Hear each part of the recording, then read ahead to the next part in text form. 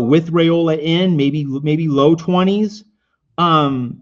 It just brings up a point. What are you looking at in terms of just, in terms of a score for Northwestern? Like, USC should not be allowing more than this. Now, obviously, part of this discussion in terms of Friday night's game is, if USC scores 30, like, you put this game to bed, because Northwestern's very unlikely to score 30. And if USC had scored 30 at Nebraska, Trojans aren't sweating that game down the stretch. And so, like, the defense wasn't really that bad to begin with. That's part of Bob Springer's point.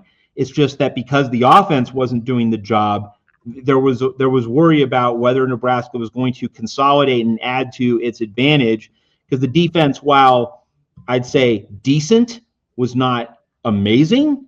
But you expect your USC offense to be good enough to compensate. So what are you looking at just in terms of a target for Northwestern's scoring output and the general game flow on Friday night at the Coliseum?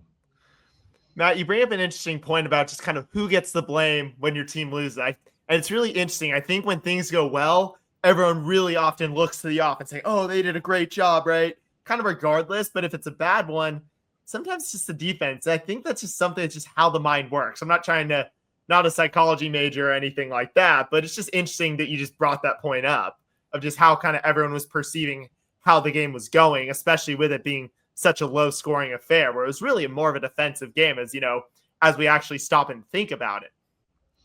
But to answer your question, I think USC can't allow more than 20